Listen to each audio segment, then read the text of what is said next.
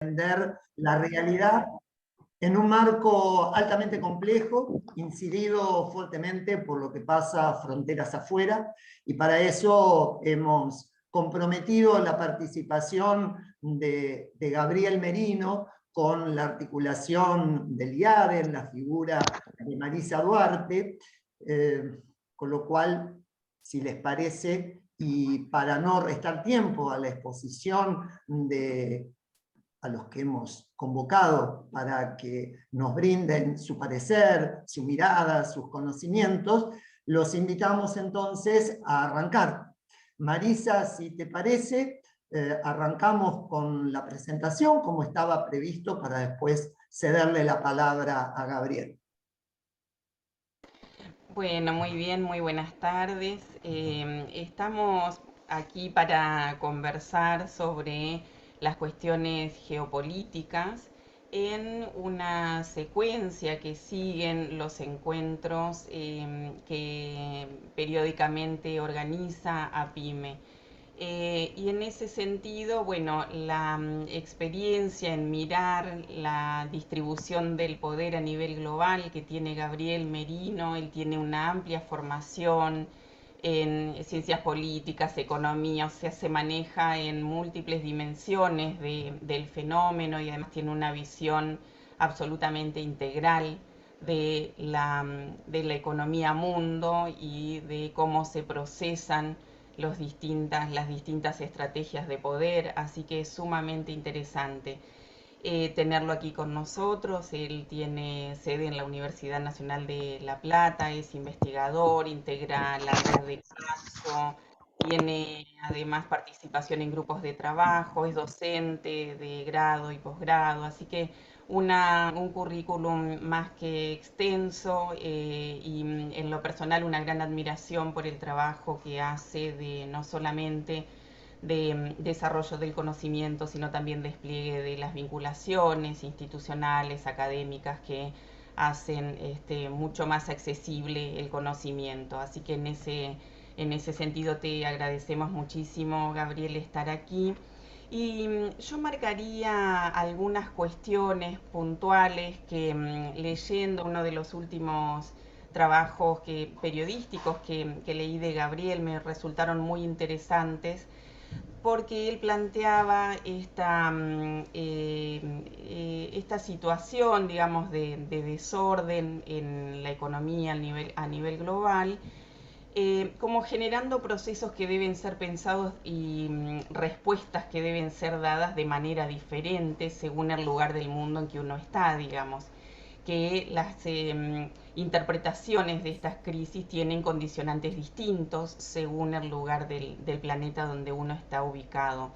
Entonces, para pensar los efectos que tienen estos procesos sobre las economías nacionales, sus diferencias en las regiones, pero además la diferencia que tienen el impacto sobre las grandes empresas respecto de las pequeñas empresas, eso suma una serie de efectos que por supuesto las tienen a las pymes como actores un poco sujetos a estos distintos niveles de la crisis y con una capacidad de respuesta que tal vez tiene menos respaldo por parte de los gobiernos y menos espaldas propias que las que tienen las grandes corporaciones, ya sea que estén ubicadas en el país, que tengan una expansión a nivel más planetaria o que estén ubicadas en países centrales. Entonces las pymes están sumando, digamos, efectos perniciosos tanto en la crisis a nivel global, que tiene como principal manifestación el aumento de los precios de ciertas materias y de ciertos productos que nos tocan muy de cerca, y esto que puede jugar a favor en el caso de los exportadores, juega en contra en el caso de los sectores importadores, donde las pymes tienen un papel importante. Entonces tenemos esta disputa a nivel global con un conflicto bélico, no es poco, digamos, para considerar, que también resquebraja lo que podría haber sido una articulación a nivel regional, latinoamericano o sur-sur, y obliga a repensar con también los cambios de gobiernos y una avanzada de una ideología de derecha sobre gobiernos que en otros momentos pensaron una integración regional de manera distinta y ahora está puesta en cuestión. Pero además de eso, la macroeconomía de nuestro propio país tiene dificultades. La escasez de divisas, el peso de la deuda externa, el funcionamiento desequilibrado de nuestra economía, hace que a las pymes, digamos, le lleguen los efectos perniciosos de esta distinta acumulación de factores. Y aquí tenemos un problema que está asociado a los costos de la energía, a los costos de los bienes que se importan, de los bienes de capital, la dificultad para alcanzar a hacerse con las divisas necesarias para que el sistema de importaciones y exportaciones funcione. Y por otro lado, también una brecha que separa a las grandes empresas respecto de la situación que tienen las pymes. Consideramos entonces que tener una visión general de qué está pasando en el mundo y, Gabriel, en la medida que puedas, acordarte un poquito de este pequeño lugar en el mundo y de su gran conglomerado de pequeñas y medianas empresas que generan la parte mayoritaria del empleo en nuestro país, por supuesto con problemas de informalidad, de ingresos, de capacitación, de calificación, o sea, todo lo que tiene el empresario pyme que resolver en su vida cotidiana no está ajeno a todo esto que nos vas a contar. Así que te doy el espacio aquí y te agradezco nuevamente que estés conversando con nosotros. Muchas gracias, Marisa. Bueno, un gustazo estar acá con amigos, amigas, con compañeros, compañeras de APYME, el sector empresarial, la verdad que es un gran gusto. También el IADE, bueno, todo el trabajo que hacen en realidad, la revista Realidad Económica, que he publicado algunos trabajos, y siempre es una revista de referencia. Así que bueno, agradecerte, Marisa, la introducción, agradecer Gustavo, Julián, la invitación, es un enorme gusto. Voy a compartir algunas filminas porque creo que puede ser interesante para de alguna manera ir llevando la charla, el debate. Mi idea es dar un pantallazo general sobre transición geopolítica mundial, crisis de hegemonía y la dinámica multipolar que se está desarrollando en lugar de la región y nuestro país en esta transición de poder mundial. Esa es una de las claves, y también para pensar en función del diagnóstico, bueno, debatir estrategias a seguir, ¿no? Esa es la clave. Siempre el primer momento de una planificación estratégica es tener un diagnóstico, y compartir un diagnóstico, bueno, resulta clave, particularmente en un actor tan importante y estratégico para nuestro desarrollo nacional como es el entramado PYME. En esta introducción hay un primer mapa que aparece habitualmente, lo habrán visto seguramente, que es este que estoy mostrando acá, que es nada más y nada menos, muestra en azul aquellos países que tienen como socio comercial principalmente a Estados Unidos antes que a China, y al revés, en rojo, aquellos países que tienen por encima como socio comercial a China en lugar de Estados Unidos.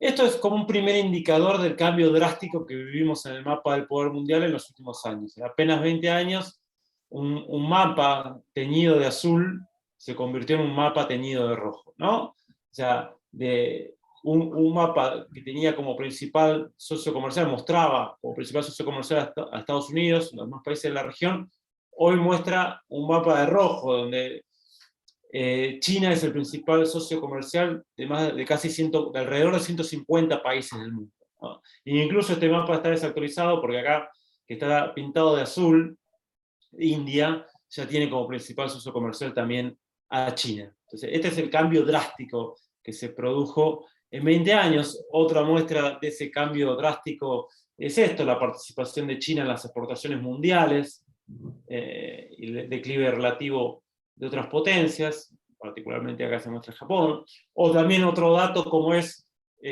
China superando en términos de poder adquisitivo real, poder de compra real, el Producto Bruto Interno de Estados Unidos, ¿no? A partir del 2014-2015, ya China, medida a nivel de paridad de poder adquisitivo, es superior a Estados Unidos. O también en una perspectiva más de largo plazo, este mapita donde muestra el centro de la economía mundial, donde estaba, si uno cruzaba las distintas líneas de fuerza en términos geoeconómicos, ¿no? Desde el primer siglo después de Cristo, el 1600, el 1800, el 1950, a la salida de la Segunda Guerra Mundial, donde el centro de la economía mundial estaba en un lugar ahí del Atlántico, ¿no? Al norte del Reino Unido, y que este es el camino que va recorriendo después en los 2000, 2010, y cómo hacia 2025 se vuelve a acercar al centro de Eurasia, ahí cerca de China y la India. Es decir, esto está mostrando cambios estructurales, no solo cambios de una generación, sino cambios mucho más estructurales en los grandes ciclos históricos. Entonces vamos a ir de alguna manera de lo general a lo particular, también para entendernos a nosotros mismos dónde estamos parados. Un elemento central que está en crisis hoy, está en discusión, es este esquema centro-periferia o centro-semiperiferia-periferia, sobre todo que se desarrolló a partir de las transformaciones en la economía capitalista mundial en los años 70. ¿No? Hay países de centro que comandan las finanzas o mantienen el monopolio financiero, el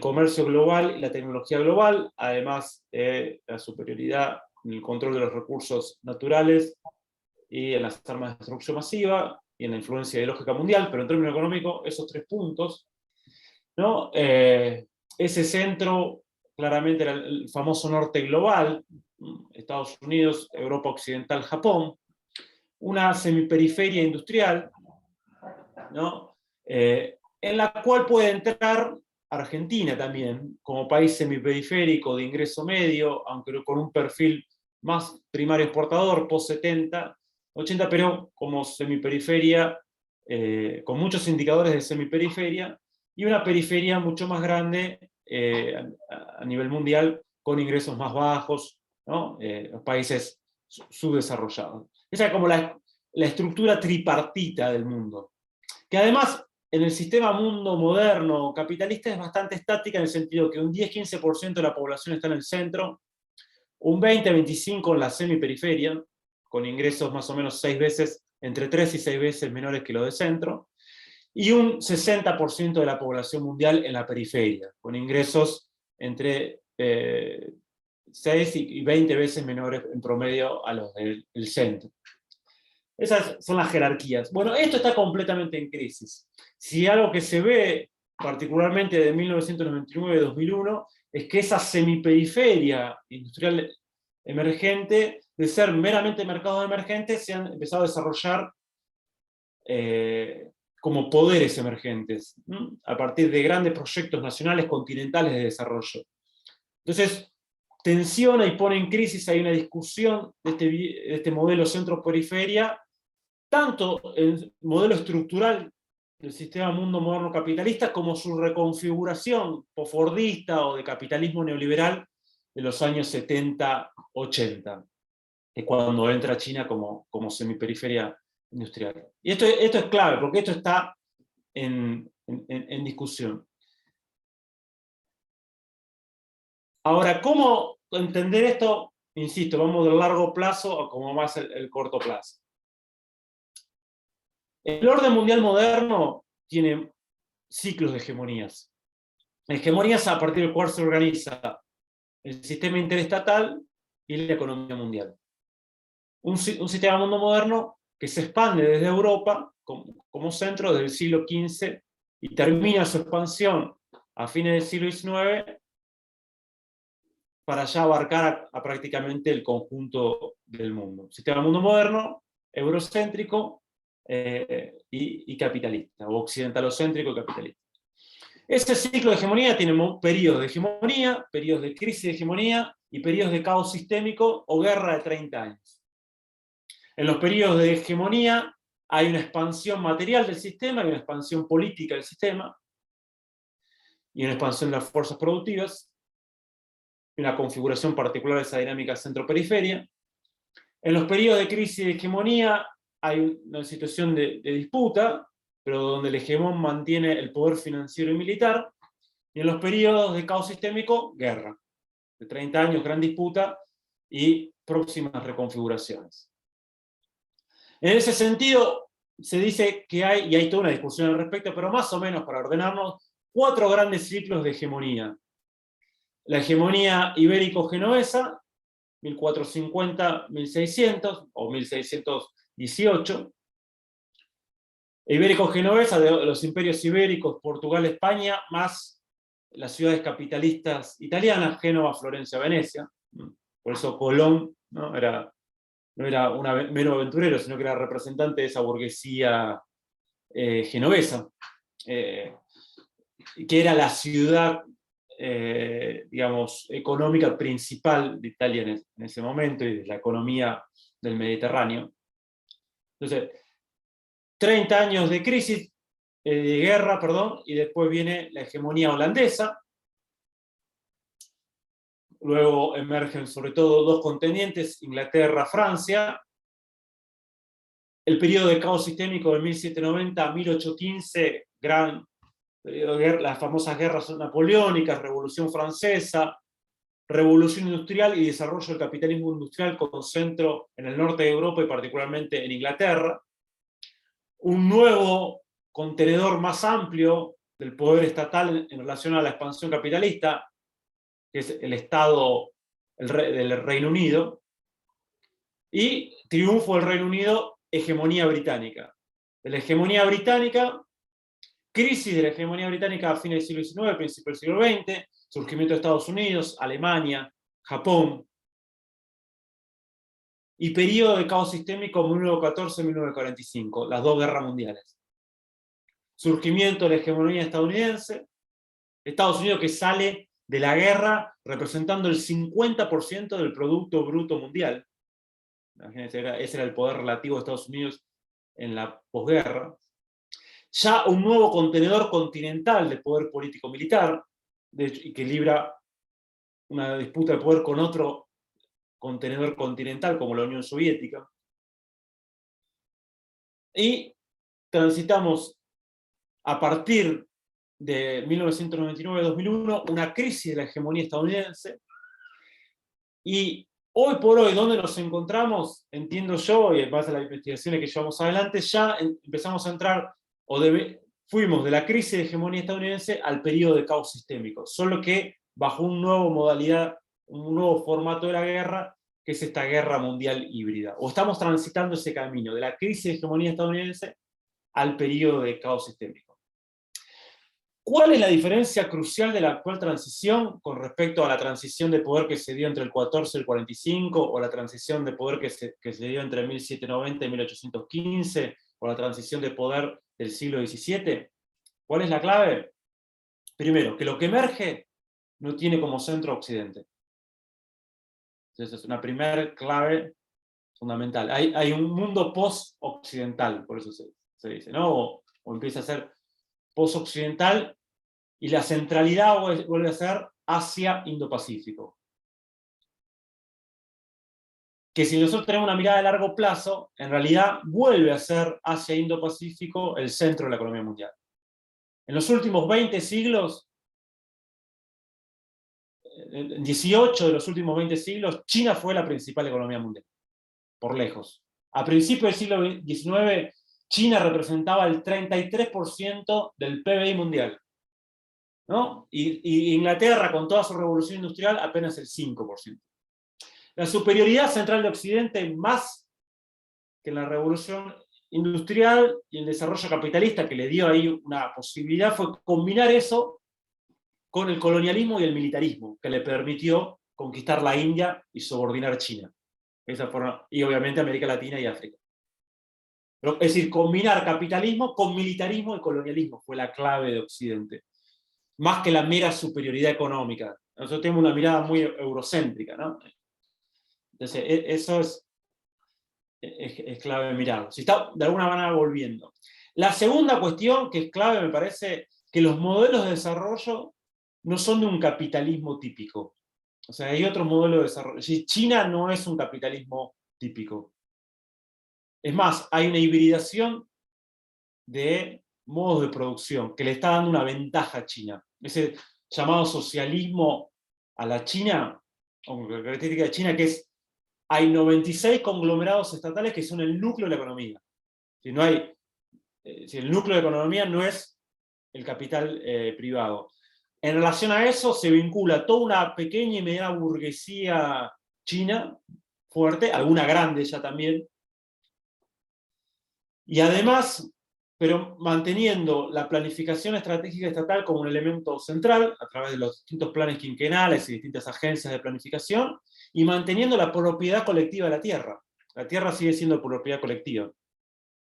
Y teniendo como una clave también las llamadas Town and Village Enterprise, es decir, las empresas de pueblos y aldeas, las TVE, se conocen, que son empresas que combinan lo rural con lo urbano y emplean a más del 25% de la población. Es una especie de cooperativa, propiedad comunal, propiedad estatal comunitaria, hay una diversidad de propiedades ahí, y una red cooperativa que le da también un desarrollo muy grande. Eso que vemos en China, podemos también hablar de Vietnam, incluso de Corea del Sur, experiencias, Asia-Pacífico, y otros emergentes que plantean otro modelo de desarrollo. Y eso también es clave de esta actual transición. Porque aparte rompe algunos de los mitos fundamentales del capitalismo, pero sobre todo del neoliberalismo. Por ejemplo, el Estado no sirve. Y vos ves que el gigante que viene creciendo a tasas impresionantes de hace 70 años, y sobre todo los últimos 40 años, lo hace con la centralidad de Estado empresario, por ejemplo. Y con toda una red de pymes asociada a eso, a pymes o Town and Village, empresas de pueblos y aldeas, bueno, etcétera, etcétera. Y la planificación estratégica como clave, el sistema financiero nacionalizado. Bueno. ¿Qué existe hoy? Una disputa por 6 dimensiones fundamentales del poder en esta transición. Hay una disputa que es común a otras transiciones, pero tiene particularidades. Cada transición de poder tiene su particularidad. Es importante tener una política para eso, porque si no tenés una política, vas a terminar en esta transición con un mayor nivel de periferialización, con un mayor nivel de subdesarrollo. O sea, vos tenés que tener una política que son dimensiones de poder, que son capacidades socioestatales que se desarrollan y que son la clave hoy de la disputa entre polos de poder mundial. Una, sin lugar a dudas, es la tecnológica productiva, ¿no? La dimensión tecnológica productiva, sobre el cual hay una guerra declarada desde 2018 por parte de Estados Unidos, que quiere impedir a toda costa que China llegue a niveles de frontera en materia tecnológica, que además ya está llegando, por ejemplo, en todo lo que es transición energética, ya China es frontera, ¿no? O en muchas ramas industriales. En otras no tanto. En semiconductores le falta todavía un salto para llegar al desarrollo de semiconductores de más alta tecnología. Pero sobre eso hay una guerra muy fuerte, y no por nada Biden acaba de por ejemplo, implementar una nueva legislación para financiar con 52.000 millones de dólares la industria de semiconductores de Estados Unidos, en un plan más amplio de 280.000 millones de dólares, para impedir a toda costa que China avance en ese sentido. No por nada, desde 2018, Huawei, que es la gran empresa de tecnología de telecomunicaciones de China, que está a la vanguardia en la 5G, que está muy por encima de las empresas del norte global. No por nada Huawei está en el centro de esta guerra comercial y tecnológica de Estados Unidos contra China. Que Huawei, además, la empresa que más patentes solicita a nivel mundial. Entonces, ahí tenés una disputa central. La otra disputa central es financiero-monetaria. De los 10 principales bancos del mundo, 4 son chinos, el primero, el segundo, el tercero y el quinto, si lo medimos por activos, son chinos, y los 4 son estatales. pero todavía China ahí y los emergentes tienen un retraso, y Estados Unidos tiene un poder relativo superior en esa materia por la residual hegemonía del dólar. Ahora, en el mediano plazo, 5 o 10 años, vamos hacia un sistema multimonetario. Y ahí o tenés moneda y soberanía financiera, o quedas subordinado, y además sin soberanía financiera es una garantía eso para la extraversión permanente del excedente, que acá llamamos también fuga de capitales. Es decir, tu sistema financiero se te vuelve el mecanismo de fuga del excedente más que de distribución y asignación de ese excedente para el sector productivo y el sector trabajador. El otro disputa fundamental es el control de recursos naturales. No tengo que profundizar mucho sobre eso, que es evidente, ¿no? Pero el tema clave ahí es que los polos de poder que tienen capacidad de disputa manejan de forma soberana esos recursos naturales, su renta, su desarrollo, explotación. Las periferias no tienen ese control. El otro punto fundamental son los medios masivos de comunicación y las plataformas de formación de comunicación, por eso cada polo de poder desarrolla su propio medio de comunicación para dar esta disputa también a nivel global, y trata de desarrollar sus plataformas de información y comunicación. El otro punto clave es las armas de destrucción masiva y los complejos industriales militares, que además está íntimamente relacionado con el desarrollo tecnológico. ¿No? En Estados Unidos, sin el complejo industrial militar, no sé qué harían en términos de desarrollo tecnológico. Ese mito del garage, ¿no? Que está Steve Jobs en un garage y desarrolla tecnología, es solo un mito, porque en realidad lo que por lo general hacen nuestros emprendedores de garage es aplicar a tecnología civil, a uso civil, tecnología militar. Internet, microondas, el láser, y así puedo nombrar el GPS o cualquiera de todas esas tecnologías, son tecnologías que desarrolla en el complejo industrial militar y después aplicadas a uso civil. Y el otro punto fundamental son las matrices ideológicas del pensamiento, las grandes culturas, digamos, eso, que hacen de argamasa a los proyectos nacionales de desarrollo. Eso Aldo Ferrer, o podemos vincular la capacidad de estas 6 dimensiones a lo que Aldo Ferrer llamaba densidad nacional. Es un concepto clave, creo, para recuperar del pensamiento de Aldo Ferrer. Y eso hay que tener una suficiente escala. Y ahí es otra clave, es desarrollar estas 6 capacidades en una escala estatal que te permita ser un polo de poder. Por eso ahí veremos después, va a ser clave la escala regional. El mundo, desde 1999 a 2001, está transitando un mundo unipolar, bajo la hegemonía del consenso de Washington, de la globalización financiera neoliberal, ¿no? De una economía con centro en el norte global, hacia una multipolaridad relativa. Y esto lo que cambia es la clave de 1999-2000. Incluso el quiebre, acá lo podemos ver hasta al nivel del empresariado, incluso no tan pequeño empresariado. Esto es un libro de Osvaldo Rial, quien fuera presidente de la Unión Industrial Argentina del 2001, y habla de la dictadura económica. La dictadura económica era las privatizadas al mano de empresas extranjeras que tenían los contratos en dólares, los grandes hipermercados que manejaban el monopolio comercial, y el sector financiero que imponía con la tasa de interés una extracción del excedente al sector productivo. Si justamente imponían precios relativos para sacar del sector productivo y trabajador el excedente. Por eso hablaba de dictadura económica, hablaba de fracaso en el neoliberalismo, y empezaba a emerger este modelo neodesarrollista, ese bloque productivo neodesarrollista enfrente del modelo financiero neoliberal. Sí, y acercar la Unión Industrial Argentina al sector sindical, al sector pyme, un sector de la Unión Industrial Argentina, obviamente, ¿no? Este sector de Rial, de Mendiguren, que estaba en ese momento. Pero ¿por qué me interesa eso? Que en realidad es parte de un fenómeno mundial de 1997-2001 que frente al avance de la globalización financiera neoliberal, al avance de la extranjerización de la economía, al avance del modelo consenso de Washington, empieza a haber muchos perdedores en muchos países semiperiféricos. El entramado empresarial pequeño, mediano e incluso grande, y sectores de trabajadores formales, organizaciones sociales, etc.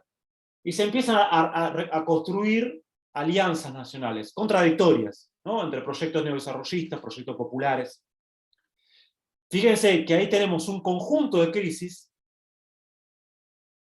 que implicaban un avance del globalismo neoliberal, el consenso de Washington, en la crisis del sudeste asiático del 97, la crisis rusa del 98, la crisis brasilera del 99, ahí empieza la crisis argentina que estalla en el 2001, la crisis y la guerra del agua en Bolivia en el 2000 contra la privatización del agua, etc. Una oleada de crisis. Pero en esa crisis empieza a organizarse una respuesta en estas semiperiferias de estos distintos actores. Hay una reacción contra el mundo unipolar, contra el consenso de Washington, contra la globalización financiera neoliberal y sus efectos. Fíjense que en el 99 empieza a hacer un giro la burguesía, parte de la burguesía industrial brasilera, de las élites desarrollistas, y eso va a la alianza con Lula en 2002, que es Alencar, empresario de Minas Gerais, Lula como representante del sector trabajador y de los movimientos sociales. Es parecida acá a eso que se forma como grupo productivo, frente productivo, y la convergencia en Argentina con sectores de centrales sindicales, de la militancia político-social, de pymes, ¿no? En este entramado nacional, popular, neodesarrollista, contradictorio, que bueno, después, que tomó la forma de kirchnerismo, digamos, que pasó por distintos momentos, ¿no? Pero también es el 99 el surgimiento de Putin en Rusia, pero que esto es una reacción en Rusia de los sectores nacionalistas, los viejos sectores comunistas, soviéticos, de Fuerzas Armadas, sectores ligados a empresas estratégicas de Estado, que empieza a instalar el eurasianismo.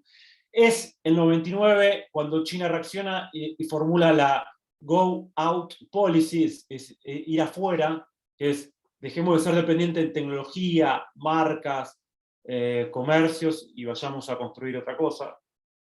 Es el momento en que China y Rusia, de hecho, se vuelven a juntar después de 30 años de división y arman la Organización para la Cooperación de Shanghái en 2001. Clave eso. Empieza el germen de esta multipolaridad relativa.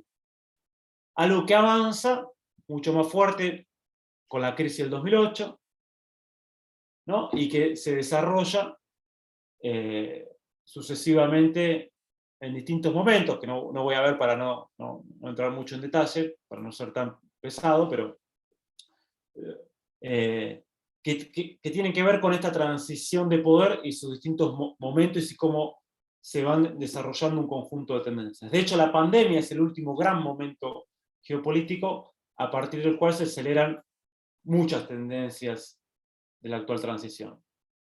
Yo pongo hincapié particularmente en 6 tendencias claves, que también son fundamentales analizar, porque estas tendencias o uno las enfrenta con política propia y capacidades propias, o las tendencias te pasan por arriba.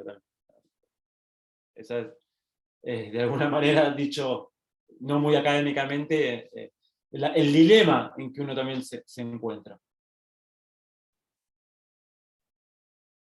La primera tendencia es que hay un nuevo mapa del poder mundial y que es claro, como primera tendencia estructural, el ascenso de Asia-Pacífico o Asia-Indo-Pacífico y el declive relativo de Occidente o del viejo norte global. Esto lo podemos ver con distintos indicadores. Uno, esto que es clave. Este mapa muestra el Producto Bruto Industrial del mundo. O sea, sacale al Producto Bruto la parte agraria y servicios, solo industria. Fíjense esto, China, en 2019, 2018, en realidad, tenía un Producto Bruto Industrial que era igual a la suma del Producto Bruto Industrial de Estados Unidos, Alemania y Japón juntos. El Producto Bruto Industrial de China era igual a la suma de Estados Unidos, Alemania y Japón combinados. Y se volvió el gran taller manufacturero industrial por lejos, China. Pero el 52% además de la industria está en Asia. Claro, uno puede decir, bueno, pero en realidad la división del trabajo postfordista es poner los procesos industriales de menor valor agregado en la semiperiferia y en el centro mantener el monopolio de tecnología, comercio y finanzas, y marcas, y diseño, ¿no? Sí, está bien, pero mirá esto. En 2019, en la solicitud de patente de tecnología de vanguardia, China superó a Estados Unidos por bastante. Por bastante. El tercer país es Japón, el sexto Corea del Sur. Sí. Ya en solicitud de patente de vanguardia, China es el principal, ¿no? País. Incluso esto se ve por empresa también. De las 10 principales empresas en solicitud de patentes tecnológicas, Huawei lidera con 3.500. Esto fue en 2019, algo que se mantiene. Samsung, Corea del Sur, segunda y tremendamente ligada a la economía china en distintos rubros, entre ellos semiconductores. LG también. Entonces, vemos ese cambio en el mapa mundial. De las 500 principales empresas por activos en 2020,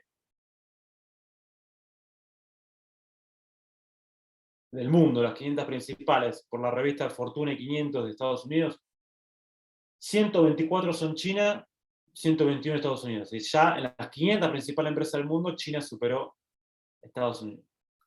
Pero también en términos estratégicos, si uno analiza el poder naval, esto es un informe de Estados Unidos, donde advierte que ya Estados Unidos perdió la primacía militar en el Pacífico Occidental, y entre otras cuestiones pone esta cuestión de que ya en materia del total de fuerza naval, de barcos, ¿no?, ligados al poderío naval militar, China ya ha superado a Estados Unidos en 360 en relación a 227, aunque todavía Estados Unidos tiene una superioridad muy fuerte en proyección de poder naval por los portaaviones y por tonelaje, ¿no?, que mueve. Pero ya en el Pacífico Occidental, que es la principal área hoy por hoy económica y de desarrollo y de dinámica de crecimiento, ya Estados Unidos no tiene más la hegemonía militar, la comparte con China. Entonces, hay una primera tendencia fundamental, podríamos dar 1000 gráficos, pero que el mundo cambió dramáticamente. La segunda tendencia clave es que hay una agudización de los conflictos globales, ¿no? Una agudización de los conflictos globales, particularmente entre polos de poder centrales, o el viejo polo de poder anglo-estadounidense, de la posguerra, que era el hegemónico, versus los polos de poder emergentes, donde sobresale obviamente China y Rusia. Sumado a eso, se articulan un conjunto de conflictos locales, agudización de las tensiones entre el norte y el sur, agudización de las tensiones entre distintos países centrales, es decir, se agudizan todas las contradicciones, tendiendo en algunos casos hacia el antagonismo. Por eso, desde 2014, Occidente empieza a plantear una nueva guerra fría. Estados Unidos, vos leés los especialistas, los analistas, etc., dice nueva guerra fría. ¿Para frenar a quién? Sobre todo a Rusia y a China, pero a los emergentes. A los emergentes que post-crisis del 2008, que golpea sobre todo al norte global, ¿no?, aparecen con el acrónimo BRICS. Brasil, Rusia, India, China, Sudáfrica. Es decir, esa periferia industrial que de ser mercados emergentes meramente del globalismo pasa a ser potencias emergentes y una reconfiguración del poder mundial, aunque obviamente hay disputa de proyectos al interior de cada país, no es que es lineal eso. Lo vemos en el caso de Brasil bastante claro. Pero esto habla de una nueva guerra fría. Yo hablo en realidad de una nueva guerra mundial híbrida y fragmentada, que de intensidad baja en 2014 pasamos ahora, y entre ellos con el conflicto en Ucrania y en Taiwán, a una intensidad media. ¿Por qué es una guerra híbrida mundial y fragmentada? Al igual que la Guerra Fría, comparte el hecho de que no puede haber una guerra convencional entre las potencias, grandes potencias, porque significa una destrucción mutua asegurada por el poderío nuclear, ¿no? Una guerra convencional lleva... Bueno, existe un escenario de ese, pero es el escenario que prácticamente la totalidad de la humanidad dejaría de existir. O sea, es un escenario que es un escenario parecido al de la Guerra Fría. Pero ¿por qué no es una nueva Guerra Fría? Primero, porque el desafío que plantea es muy distinto al de esa Guerra Fría. Primero, por los datos que vimos anteriormente, China no representa el mismo desafío que la Unión Soviética. China está en el corazón de la economía mundial y ya no solo como semiperiferia. Está en el corazón también con actividades centrales y de comando de la economía mundial. Eso es clave, no es lo mismo que la Unión Soviética. Por otro lado, es un sistema completamente interdependiente. Post-70 se armó un sistema transnacional de producción que es profundamente interdependiente. Por lo tanto, China es de hecho el principal socio comercial de Estados Unidos. Mientras hacen la guerra, es decir, cooperan económicamente. Pero también de Europa. China, la relación de interdependencia entre China y el norte global es muy fuerte, pero no solo China. También se vio con Rusia y lo que implicó las sanciones contra Rusia ahora, ¿no? En la guerra, el vuelto que tuvo eso de intentar aislar a Rusia de la economía mundial, que el golpe fenomenal sobre Occidente y sobre todo sobre Europa con la multiplicación por 8 del precio de la energía. Vos no podés sacar de la economía mundial a quien provee el 20% del gas del mundo, el 10% del petróleo o el 20% del trigo. Entonces es una economía mucho más interdependiente y un sistema mundo mucho más interconectado, donde esto que es una dinámica propia del capitalismo del sistema mundo moderno, que es la aniquilación del espacio por el tiempo, llegó a un nivel exacerbado por la propia virtualidad y la digitalización, que permite la instantaneidad en materia de relaciones de servicios, en materia de relaciones financieras, académicas, conocimiento, hay instantaneidad ya. Entonces, y un achicamiento brutal de los tiempos de traslado de mercancías, etc. Entonces, esto es un mundo distinto. Pero además es una guerra que va por frentes, están todos los frentes en guerra, mientras a su vez hay interdependencia. Guerra tecnológica, ya dijimos, guerra comercial, guerra de monedas, guerra que ya empieza en 2014, sanciones a Rusia, 2.500 sanciones contra Rusia, guerra económica a través de sanciones, también contra Venezuela, también contra Irán. Bueno. Ciberguerra, que se aceleró desde 2014. Guerra de información, ¿no? O guerra psicológica le llama el Pentágono. Lawfare, o guerra judicial en las batallas políticas. Revolución de color. Combinación en escenarios de guerras convencionales con no convencionales. El escenario de Siria, el escenario de Irak, el escenario de Ucrania. ¿No? Fuerzas convencionales con fuerzas no convencionales, donde se articulan conflictos locales, como el de Ucrania, el sur y el este tradicionalmente prorruso, ligado también al cristianismo ortodoxo, al partido de las regiones, que era de Yanukovych, al conglomerado industrial metalúrgico de Donetsk. Bueno, eso versus el oeste ucraniano pro-occidental, más vinculado históricamente al catolicismo y de influencia polaca y occidental. Pero ese conflicto local se articula con un conflicto regional, Rusia versus la expansión de la OTAN, con una Rusia que tiene la capacidad desde el 2008 de frenar ese avance de la OTAN, que fue la guerra de Georgia en 2008, recuperar influencia en Ucrania, que fue el triunfo de Yanukovych en 2010, o de estas fuerzas prorrusas en Ucrania, el triunfo electoral, pero después del golpe y el Euromaidán 2014, bueno, el estallido de ese conflicto, y que se articula con un conflicto global, que es este gran conflicto global, entre poderes, el polo de poder estadounidense o anglo-estadounidense, como polo de poder central, versus los polos de poder emergentes. Pero que también pudimos ver acá la tensión entre el polo, que significaba el Mercosur, UNASUR, ¿no? Versus Washington o la fuerza dominante que quería mantener la OEA o impulsar el ALCA. Bueno. Y así, es decir, esta es la contradicción principal que hoy atraviesa el sistema mundial. Y es distinta a otras contradicciones de la transición. No es la misma contradicción entre Alemania e Inglaterra de la Primera Guerra Mundial que esta contradicción. Es muy distinta.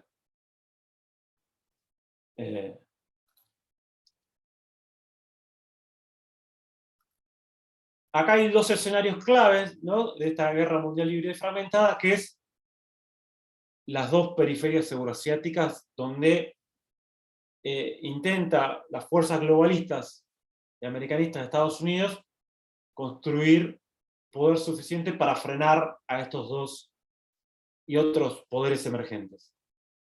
Y esto es lo que te estalla como conflicto. Ucrania es el primer que estalla en 2014, en febrero de 2014, y la guerra en el este de Ucrania y la guerra civil en abril-mayo, es el primer gran manifestación de esta guerra mundial híbrida fragmentada. Y así lo tenemos multiplicado en distintos lugares. Bien.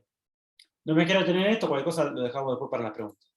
La tercera tendencia, clave y estructural, es que frente al viejo multilateralismo unipolar, o sea, las instituciones multilaterales, pero unipolares, construidas sobre todo bajo la hegemonía estadounidense en la posguerra, con el FMI, el Banco Mundial, acá en la región la Organización de Estados Americanos, en los 90 la Organización Mundial de Comercio y así otras instituciones, incluso el dólar como moneda central, como gran institución económica ordenando la economía mundial, empieza a emerger desde los fines de los 90, pero sobre todo principios de los 2000, una nueva institucionalidad, un nuevo multilateralismo multipolar, es decir, de estos nuevos polos emergentes. Una primera institución clave, como ya dijimos, es la Organización para la Cooperación de Shanghái, que hace poco hizo una nueva cumbre. Pero fíjense esto propio de la dinámica multipolar. Luego del estallido de esta guerra híbrida mundial y fragmentada, en 2014-2015, India y Pakistán se incorporan a la Organización para la Cooperación de Shanghái. O sea que mientras India mantiene cierta disputa con China y participa en algunas iniciativas de Estados Unidos para contener a China, como los Quads, con Australia y Japón, a su vez es parte, junto a China y Rusia, de la Organización para la Cooperación de Shanghái. Esta organización es clave porque desde 2001 es la gran asociación de poder alternativo que emergió en Eurasia y se fue fortaleciendo con el tiempo. Después se incorporó Irán, el triángulo del mal, según Brzezinski, ¿no?, que era Rusia, China, Irán, el famoso libro El tablero de ajedrez mundial de esta cabeza geopolítica de Estados Unidos, Brzezinski, ex consejero de Seguridad Nacional de Carter. Dice, bueno, hay un triángulo del mal, ya lo definió en 1997, que es, hay que evitar a toda costa que se junte Irán, China y Rusia, porque terminaría eso con la primacía de Estados Unidos en Eurasia. Bueno, eso de alguna manera está pasando. Pero encima ahora Turquía quiere sumarse a la Organización para la Cooperación de Shanghái. Y Turquía, de ser un actor clave en la OTAN, está pasando a ser a esto. Entonces, esta es parte o una expresión clave de esta nueva dinámica, de este nuevo multilateralismo multipolar y la centralidad de Eurasia. También la nueva Ruta de la Seda, que ya tiene más de 150 miembros, que es la nueva globalización con características chinas, de alguna manera, ¿no? Una nueva forma de globalización, a la cual también ingresó Argentina ahora hace poco. Obviamente que también ahí están los BRICS, que ya mencionamos, ¿no? como polo de poder emergente, y que ahora va a haber BRICS Plus, y que probablemente se incorpora Argentina, pero también está ahí con posibilidad de incorporarse Argelia, Irán, Arabia Saudita y otros. Es todo un mundo emergente. Pero también asociaciones regionales como la Unión Económica Euroasiática, encabezada por Rusia. Acá también ahí tenemos que meter el Mercosur, la UNASUR, obviamente una América Latina atravesada, como tocaremos después, en disputa de proyectos, ¿no?, entre el regionalismo más autonomista y el regionalismo abierto o neoliberal, más ligado a Estados Unidos. Entonces, acá hay esta tendencia hacia la crisis del orden mundial, ¿no?, y hacia la emergencia de otro conjunto de asociaciones, de instituciones, de multilateralismo, de relaciones, ¿no?, o sur-sur, o propios de esta dinámica multipolar. Esa es otra de las tendencias. ¿Cuál es la cuarta tendencia clave que me parece muy importante analizar también con los sectores de las pymes, los sectores de la producción, porque nos impacta de lleno? Existe, sobre todo a partir del 2008, una crisis económica estructural, particularmente en el norte global.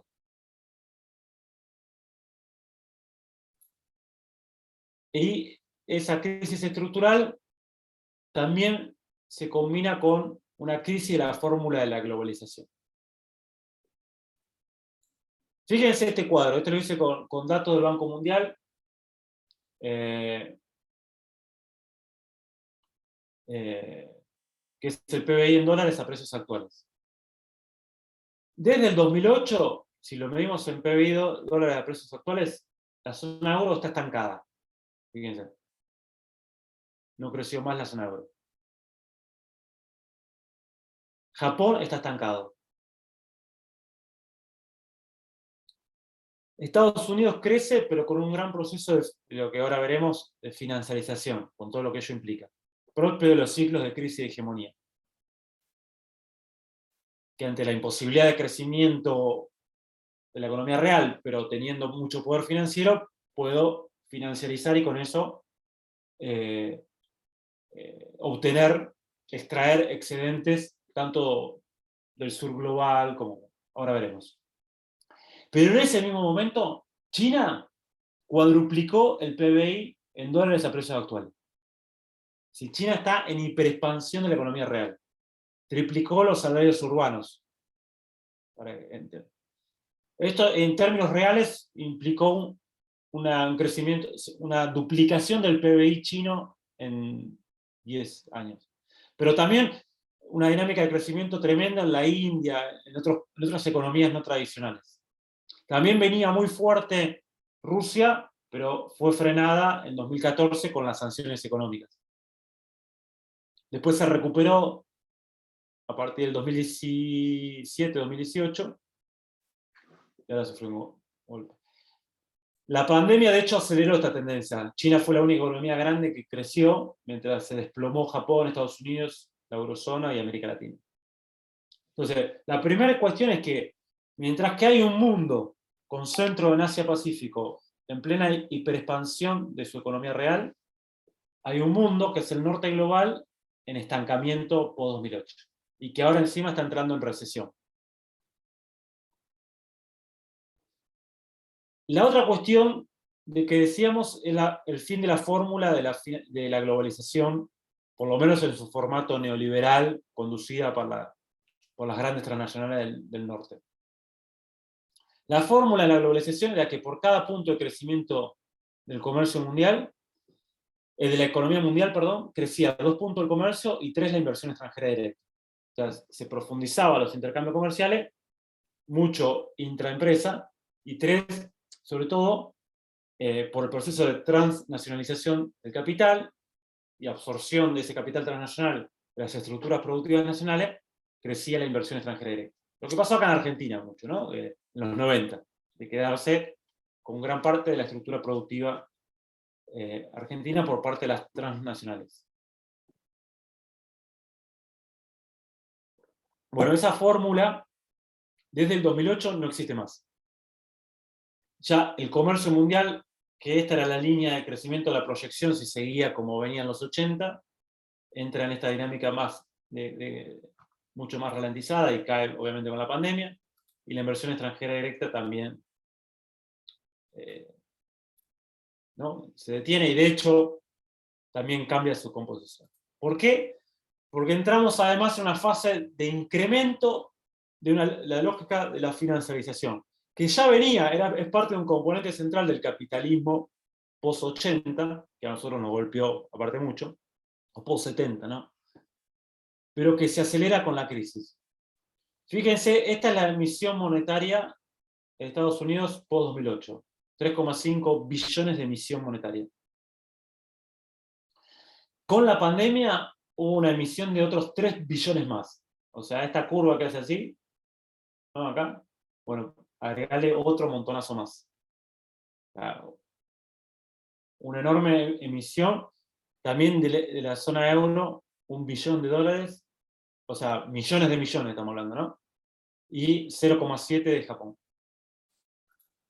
Un tremendo proceso de endeudamiento de la economía total, que ya en 2008 llegaba al 358% del PBI, eso se multiplicó, y de la economía del Estado estadounidense. Un endeudamiento de 108% del PBI, ahora ya es casi 120%. Ese es un tremendo proceso de financiarización. Ahora, ¿cuál es el problema de ese proceso que nosotros también tenemos que advertirlo con claridad, y porque también hay que tener una política contra eso?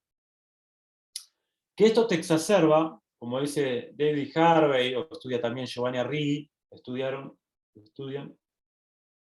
te exacerba los procesos de acumulación por desposesión. Es decir, ese capital financiero que crece y crece, necesita de forma parasitaria, para subsistir y expandirse, extraer excedente de los sectores de la economía real, de la producción y el trabajo.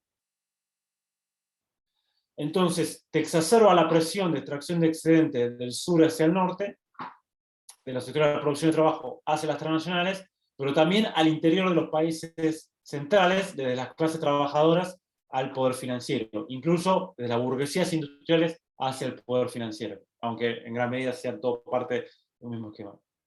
Por eso vos tenés, ¿no? Ese efecto tan negativo de que la dependencia con ese norte global ya no te garantiza ni siquiera desarrollo del subdesarrollo. Esto es clave. Porque vos, la dependencia tiene una fórmula, que es, vos tenés desarrollo, pero en su formato subdesarrollado. Si te crece la economía y se desarrolla una fuerza productiva, pero en un formato dependiente y subdesarrollado. Entonces, como bajo la hegemonía británica, vos tenías trenes. Los trenes iban para el puerto y para sacar tu materia prima, pero era crecimiento, digamos. Tenías crecimiento económico y tenías desarrollo de fuerza productiva, aunque en un formato dependiente. Bueno, ahora no tenés ni eso.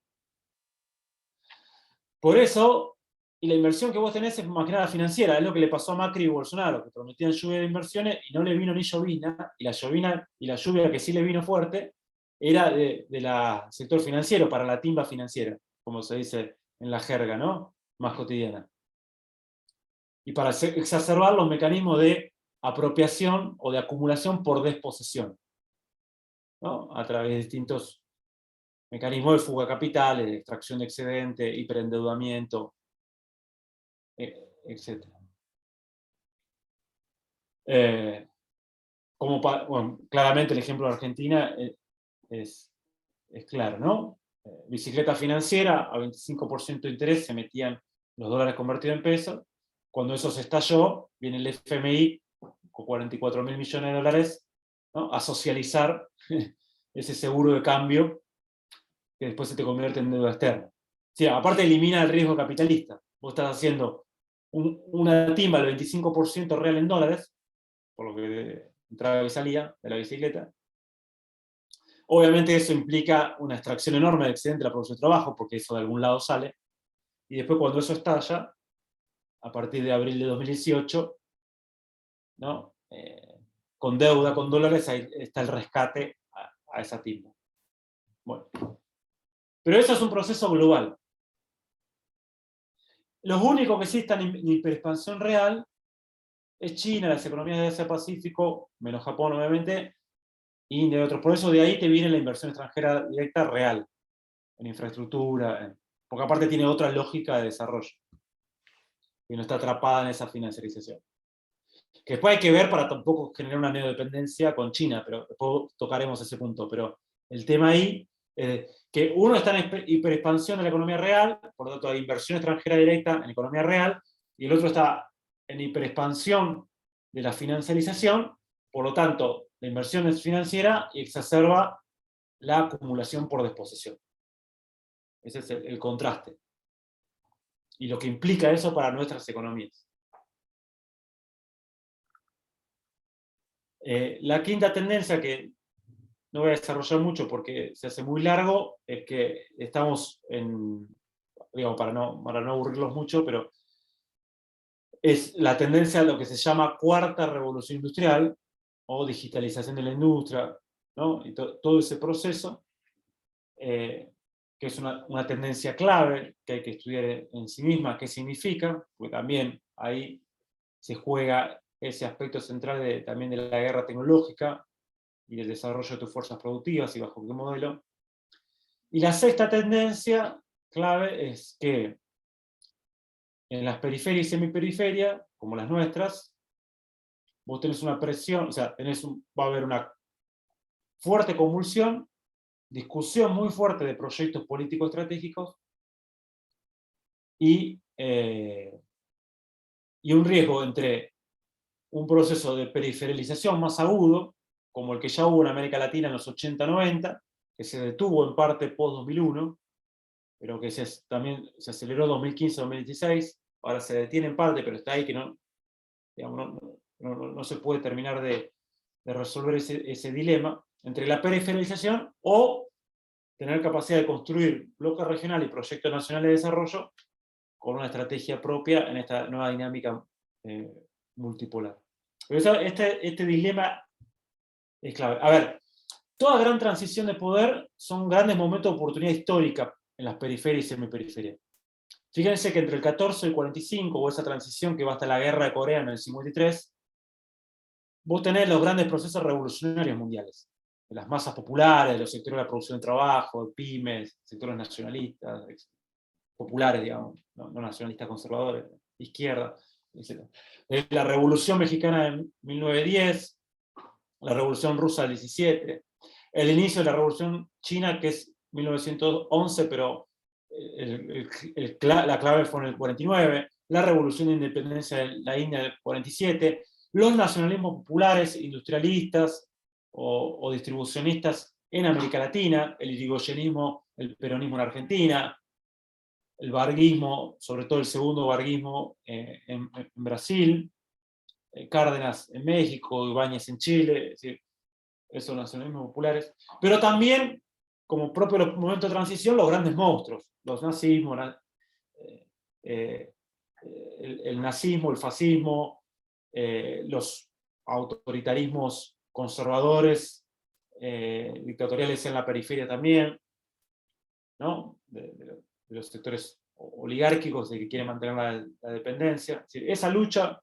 eso es propio de estos momentos de transición, que se resquebrajan aparte cierta institucionalidad que contiene esas contradicciones. Se devienen más antagónicas esas contradicciones. Esta es la crisis del 30 también, y las dos guerras mundiales. Esa es una sexta tendencia, y eso nos permite entrar un poco con algunos aspectos nada más de la cuestión regional, como para hacer también un último gran punto de la cuestión regional. Bien.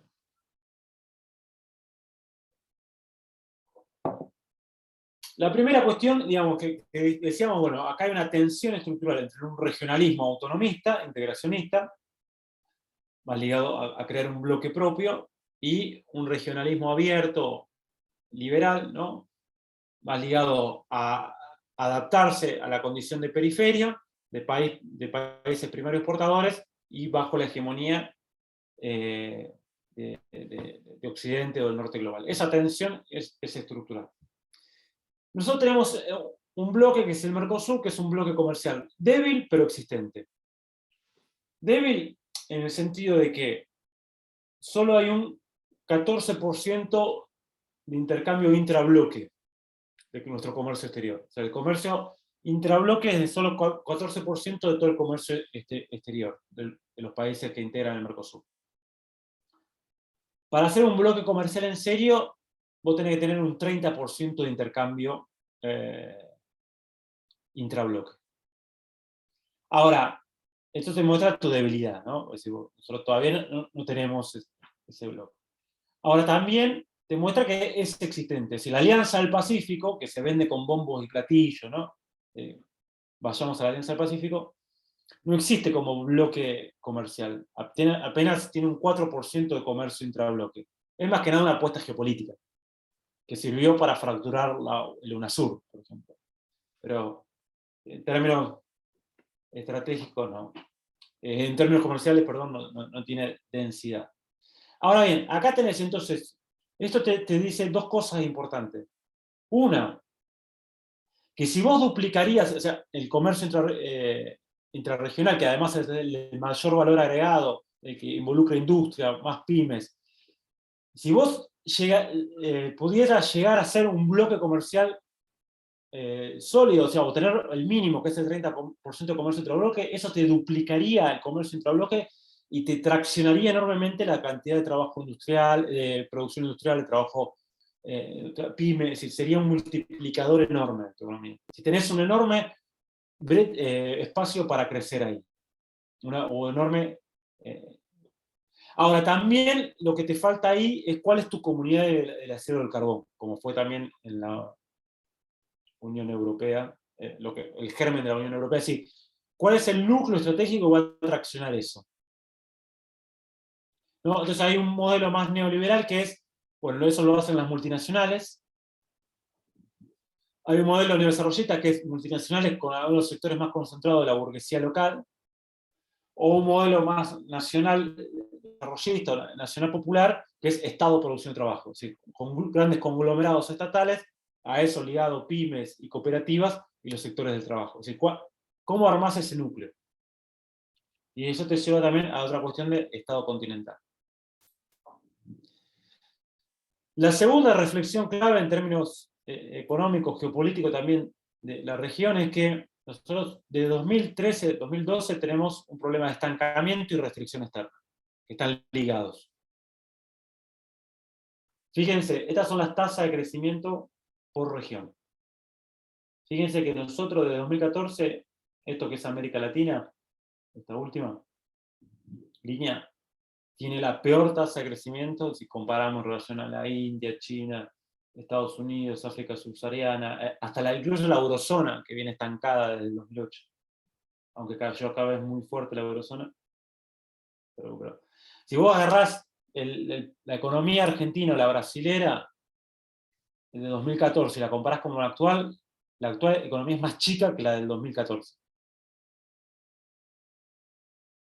Eso está ligado a dos cuestiones fundamentales. Uno, la caída del precio de las materias primas, que se ve claramente por 2013 a 2014 la profunda caída del precio de materia prima, medida en dólares. Incluso si lo medimos en dólares constantes del año 2000 con respecto a 2020. O sea, fuerte caída de materias primas. El único que zafó un poco más es el precio del cobre, y por eso Chile tuvo otro margen, ¿no? Que está acá, cobre, que sí se mantuvo mucho más alto por la demanda china, que se mantuvo muy elevada de cobre, ligada a la industria y a la transición energética. De China y de Asia Pacífico, también Japón y Corea del Sur. Entonces, ahí nuestra dependencia de materia prima nos puso también ese problema. El otro problema que se agudizó con esto es que, obviamente, el giro político hacia el neoliberalismo periférico 2015-2016, de alguna manera agravó o fue procíclico en este sentido. O sea, el neoliberalismo periférico, en un mundo que además, digamos, donde el norte global está en financiarización y en declive relativo. Entonces vos tratás a eso que está en declive relativo y en ciclo de estancamiento y financiarización, y es todo fuga, ¿no? En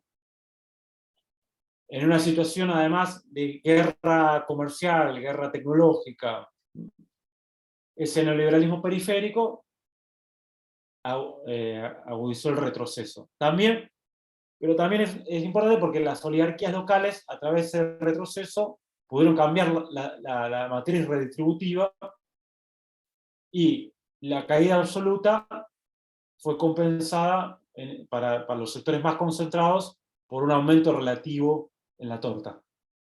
Esto se vio claramente, ¿no? Bueno, ahora se está discutiendo el tema de distribución funcional del ingreso, otras cuestiones.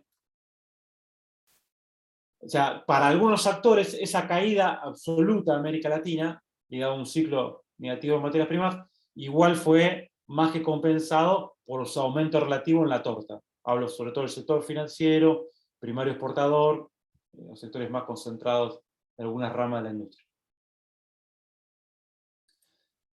La otra cuestión es que, bueno, con esto hubo procesos de desindustrialización y desintegración que siempre van de la mano, porque si no te industrializás y no crece tu complejidad económica, industrialización me refiero en términos más amplios, no industria meramente manufacturera, sino complejidad económica, porque también eso incluye servicios complejos, ciencia y tecnología, ¿no? Pero hubo un fuerte proceso de desindustrialización, y un problema es que la recuperación económica que, por ejemplo, tenemos en Argentina a partir de 2021, post caída de pandemia, entró, y que incluso uno tiene niveles industriales similares a antes que empiece la abrupta caída ¿no?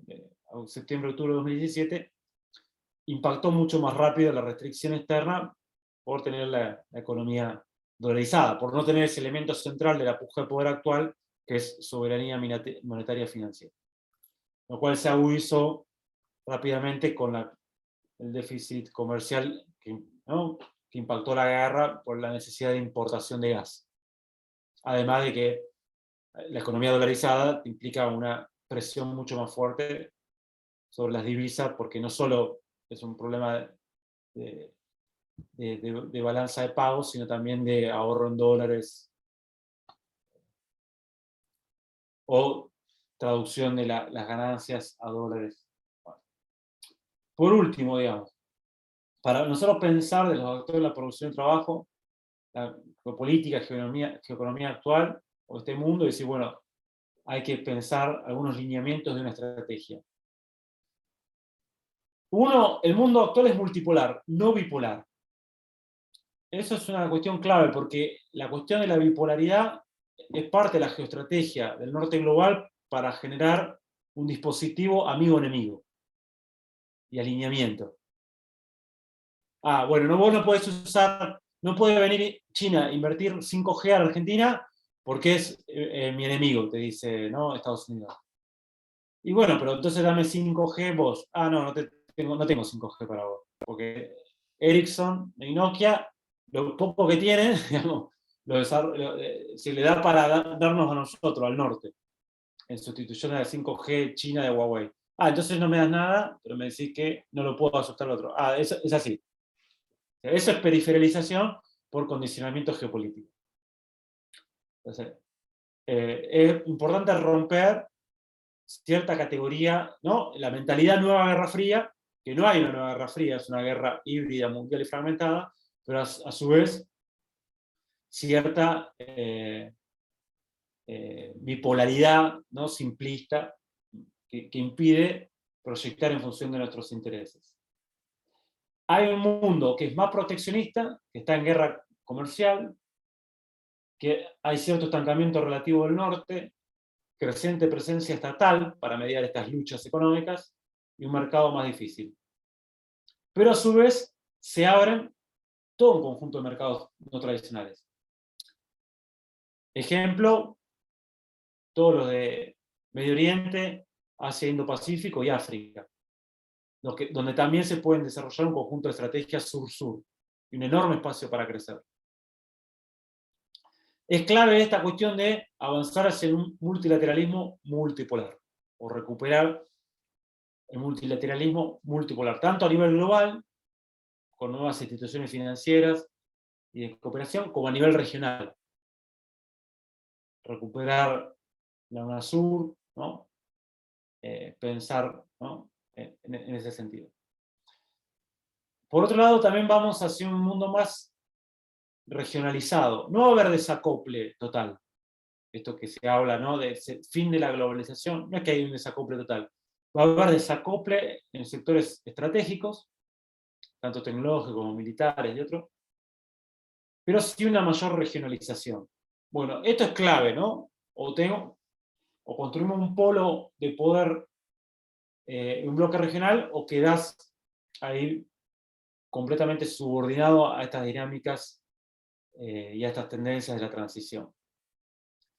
Es más, la clave acá es pensar en avanzar un Estado continental.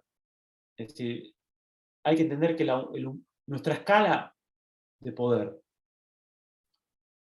tanto económico como político, estratégico, mundial, es muy pequeña. Y no alcanza para tener un proyecto de desarrollo. ¿Sí? La clave acá, que ya está planteado desde el año 51 o 52, cuando se volvió evidente que ya la escala nacional quedaba chica y la escala mínima era la escala continental. En ese momento es que se da también la unificación de Alemania a Francia. ¿Sí? La clave es el continentalismo. Y eso es pensar una estatalidad continental y empujar desde los sectores del trabajo y la producción una estatalidad continental. Eso implica Banco del Sur, moneda del sur, empresas estratégicas del sur, ciencia y tecnología del sur. Es decir, ir a avanzar hacia eso, por lo menos plantearlo en la agenda, es como una cuestión clave, porque no tenemos sino escala, digamos, o sea, y quedamos encerrados en posiciones defensivas cuando no tenés escala. Después China y Asia son y seguirán siendo la locomotora del mundo. Eso plantea muchas oportunidades, pero también un riesgo. Si vos la relación con China lo haces desde los modelos primarios exportadores y de élites tradicionales, vas hacia un completo proceso de desindustrialización. O sea, eso está claro. Con lo cual, la relación con China es muy importante, porque te permite otro margen de maniobra geoestratégico, porque te permite un mercado enorme de ya 400 millones de chinos en clase media, que van a ser 800 millones de acá a 10 años y van a demandar muchos productos de valor agregado que nosotros podemos exportar. También un montón de inversiones que a vos te vienen muy bien, pero que lo tenés que hacer desde un proyecto de desarrollo propio. Imitando un poco lo que hicieron los chinos. Con el norte global, que no fue a adoptar neoliberalismo en los 70-80, muy por el contrario. Por ejemplo, las inversiones fueron a condición de que las ganancias queden en el país, o que se hagan joint venture o asociaciones con empresas tanto estatales como privadas chinas, o que haya transferencia tecnológica. Lo mismo con la India, lo mismo con otros países. Después, entender que estamos en un trilema, entiendo yo, o para el debate, estamos entre si mantenemos la subordinación a Occidente, al norte, vamos hacia una involución periférica. Como ya vimos en los 80-90 y que se va a acelerar. Porque vas a estar atado a un polo en declive en un ciclo económico de financiarización y estancamiento. Después, con Asia-Pacífico, Índico y particularmente con China, puede haber un escenario de neodependencia. No imperialista, porque China no desarrolla bajo un formato imperialista de intervención político-militar, pero sí de neodependencia, ¿no? Exportación de materias primas en relación a una nueva metrópoli tecnológica, comercial, industrial, financiera. Algunas élites locales, tradicionales, conservadoras, grupos económicos tradicionales, piensan esto, ¿no? Subordinación geopolítica a Washington y subordinación geoeconómica a Beijing. Esta es la contradicción que tenía Bolsonaro entre el gobierno. Y por eso también tiene una política incoherente, digamos. Reclamó ir contra China, pero el agronegocio de Brasil y su ministra Teresa Cristina dejó bien en claro siempre que el principal socio comercial es China. Esa es una contradicción que tienen las élites tradicionales. Y la otra es aprovechar esta oportunidad histórica para un proyecto nacional regional de desarrollo. Y ahí la clave es esta alianza, me parece. Estado, producción, cuando producción me refiero, o sea, a todo el sector pyme, entramado industrial, cooperativismo, todo ese entramado, junto con el trabajo formal y no formal, ¿no? Y las distintas formas en que eso se expresa en términos social, gremial y político, pero impulsando, y también en eso aprendiendo de algunos emergentes, en algunos rubros, empresas estratégicas estatales, por ejemplo en la minería, que se volvería clave y fundamental, ese entramado.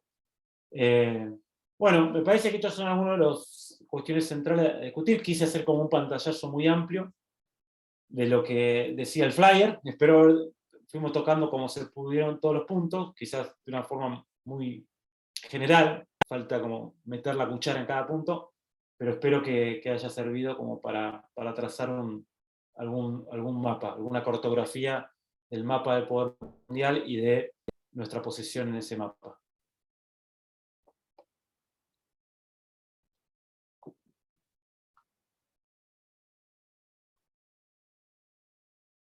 No se escucha, Gustavo.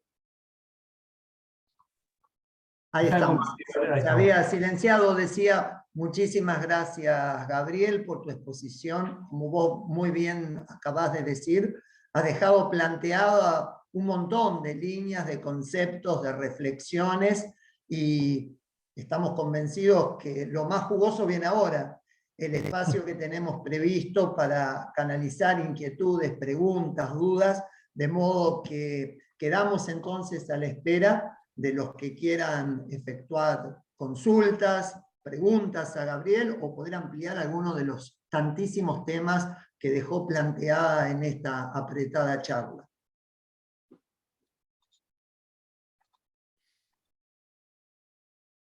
Julián, tenés levantada la mano, adelante, rompe el hielo. Dale, va a romper el hielo. Me da cierto miedo hacer preguntas porque es todo tan imbrincado que me parece que es difícil de responder breve, pero bueno, apelo a tu cancha, Gabriel. Tengo un par de preguntas. El Fondo Monetario, ¿por qué China sigue adentro del fondo? Y de hecho los créditos que Argentina tenía vinculados con China tenían la cláusula Fondo Monetario, y por lo tanto me hace cierto ruido, digamos, entender por qué China como que no declara este combate hegemónico, como que da la impresión, que desde esta óptica, de ir jugando muy como sin acerolas, sin romper las instituciones multilaterales históricas, quizás queriendo ganar un poco más de espacio también ahí adentro, pero me acuerdo que digamos, cuando se debatió la continuidad o no, mejor dicho, el acuerdo, digamos, de Argentina con el Fondo Monetario, muchos cuestionamientos era, mirá que si no firmamos con el fondo no hay plata de China tampoco, porque todos los acuerdos tenían esa cláusula. Después, aprovecho y te digo otra, ¿no? Cuando vos hablas de la guerra híbrida multipolar fragmentada, me cuesta imaginar un ganador, porque puede haber ganadores cruzados, me da la sensación, ¿no? Uno que gana, al estar fragmentado, bueno, uno gana en un sector, otro gana en otro. Entonces, ¿cómo juega esa fragmentación con el concepto de hegemonía? Y lo último, dentro del trilema que marcaste de nuestra región, si vos ves alguna tendencia en ese sentido en la política actual de la región, o todavía está todo muy agitado, digamos, vamos para cualquier lado. Si vos ves una tendencia que tenga alguna claridad. Bueno, buenísimo, Julián. Preguntas ahí bien al hueso. Bueno, sí, China tiene una estrategia dual. ¿Qué es dual? Participa de las viejas instituciones multilaterales del viejo orden mundial, incluso pugna por por tener mayores grados de representación, el FMI y otros. Pero por otro lado, arma las propias. Esto claramente, la era Xi Jinping es parte de ese giro de China, de empezar a tener una posición mucho más fuerte, asertiva, en el sentido de armar otro orden, otra institucionalidad, o converger y avanzar más fuertemente en otra cuestión. Entonces, por ejemplo, armó el Banco Asiático de Inversión e Infraestructura, que es el gran banco de la nueva Ruta de la Seda, de la iniciativa de la Franja de la Ruta, que ahora Argentina pasó a ser parte también, hace un año más o menos. O sea, que eso eclipsó al Banco Asiático de Desarrollo, dependiente más del norte global, y al FMI y al Banco Mundial. Es una mega estructura financiera mundial que va por otro lado. Después también impulsó, junto con los BRICS, el Banco de los BRICS y el Fondo de los BRICS, en Fortaleza, en Brasil, en 2014. Se lanzó una nueva arquitectura financiera de los BRICS. Así también después le pagó el costo Dilma Rousseff, ¿no? De eso. Pero de que Fortaleza en Brasil se lance, no me acuerdo si fue junio o julio del 2014, el Fondo de los BRICS y el Banco de los BRICS, como una suerte de Banco Mundial y fondo paralelo. Entonces, sí, China juega ese doble, más teniendo cuidado en América Latina, que pisa sobre todo los callos de Estados Unidos y que después el vuelto puede ser muy grande. Entonces tiene más cuidado quizás que en otra región, que en Asia o que en África. Pero así todo avanza. Ellos tienen una estrategia de dejo un pie, una patita en las viejas instituciones, pero acelero cada vez más las nuevas instituciones, el nuevo multilateralismo multipolar, y de hecho parte de eso lo vemos ahora con la ampliación de los BRICS, el BRICS Plus, que está impulsando China y que ingresaría Argentina ahí. O que ingresen ya 20 países de América Latina a la iniciativa de la Franja y la Ruta. Entonces hace como la cuestión dual, va con cuidado, pero ha acelerado esta tendencia más contrahegemónica, si se queremos llamar, o esta tendencia más alternativa. Ojo también que también acá se exageró eso de que había que acordar con el FMI porque los créditos de China estaban atados a eso. Sí, había cláusulas, pero bueno, todo es política. Y también se exageró para también justificar por qué firmamos algún acuerdo. Eso también entró en la discusión política acá. Yo no sé hasta dónde, yo tengo vínculo con gente de China, no es que se caía todo, de hecho estaba todo pisado las inversiones de China, incluso con nuestro gobierno. Se empezó a destrabar recién con el cambio de gabinete en junio, julio. Estaba todo trabado las inversiones de China. No era un problema de crédito del FMI, o de arreglo con el FMI. Estaban trabados porque había una decisión de Argentina de trabarlo, cediendo a la presión de Estados Unidos. Y eso tenía nombre y apellido y se llamaba Gustavo Vélez, en la oficina al lado de Alberto Fernández. Eso pongámoslo, porque había una cuestión de que no, que el FMI, que los créditos, no, estaba todo frenado. Y no era por el FMI, era por una decisión, 17 proyectos frenados. Entre ellos la central nuclear. Después podemos discutir esto de neodependencia o no neodependencia, es decir, cuál es nuestro relacionamiento con China también. Pero eso es importante aclarar. Después, el concepto de guerra híbrida, justamente surge la crisis de hegemonía. La guerra híbrida la lanza sobre todo el norte global a través de sanciones, presiones, esta mentalidad de nueva guerra fría. En 2014 empieza a madurar desde el surgimiento de los BRICS en 2009, se acelera con la guerra en Siria, en Libia en 2011, pero sobre todo 2013-2014, cuando se pone mucho más claro el declive relativo de Occidente, el ascenso de estos poderes emergentes, y es para frenar a estos poderes emergentes. Sí, las sanciones, 2000 sanciones contra Rusia, es para frenar a Rusia. La guerra comercial contra China es para frenarlo. Después los otros responden, no es que no responden. Ahora, si vos ves como tendencia estructural, la guerra mundial libre y fragmentada no logró frenar esta tendencia hacia profundización de la crisis de hegemonía, mayor dinámica multipolar y una aceleración del poder, de los, valga la redundancia, poderes emergentes. Es decir, no pudo frenar eso.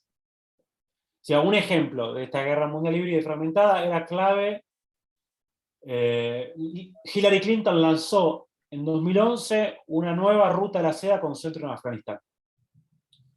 Hoy, no solo ese proyecto, creo que nadie de acá lo conoce, que Hillary Clinton había lanzado eso, sino que la única proyecto de nueva ruta de la seda que conocemos es el chino, pero además Estados Unidos se tuvo que retirar de Afganistán. Estados Unidos es el norte global, porque ahí estaba Alemania, Australia, los europeos, estaban todos ahí en Afganistán. Se tuvo que retirar. Entonces, la tendencia, el conflicto, vamos a ver qué pasa con el conflicto en Ucrania, que ya adquiere otra escala y otra intensidad, ¿no? O si se escala en Taiwán, ¿qué pasa? Pero bueno. Eso por otro lado. Y la tercera cuestión, yo creo que la región desde 2019 empezó a emerger una segunda ola nacional popular, o nacional, también neodesarrollista, o anti-neoliberal.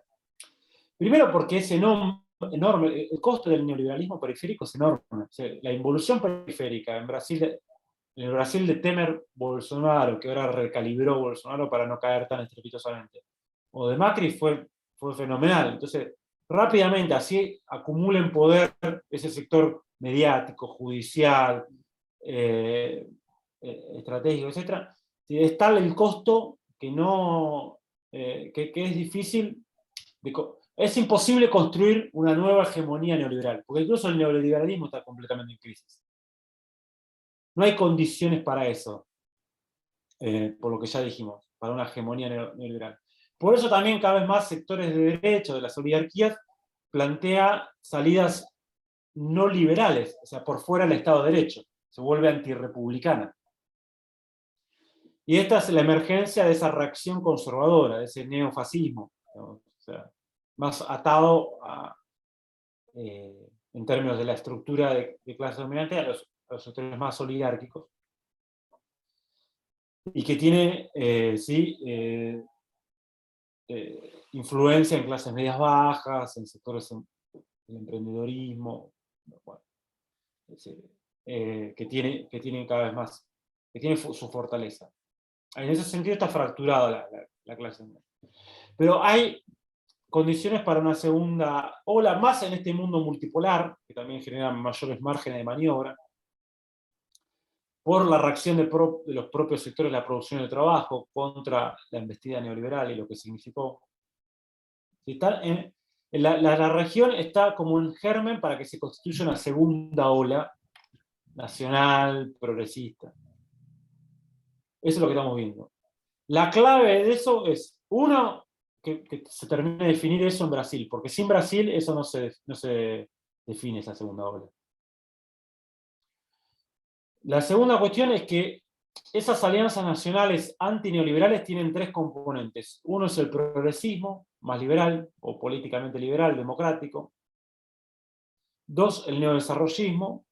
Tres, los sectores Estado, producción y trabajo. O sea, son tres grandes proyectos dentro de esa coalición nacional. Esto lo vemos nosotros en la coalición de gobierno, también, la diferencia entre las agendas también de estos distintos sectores. Un progresismo más liberal, anclado más en derechos civiles, en algún distribucionismo, pero que no tiene un proyecto claro de desarrollo, más ligado a la izquierda occidental, al globalismo de izquierda.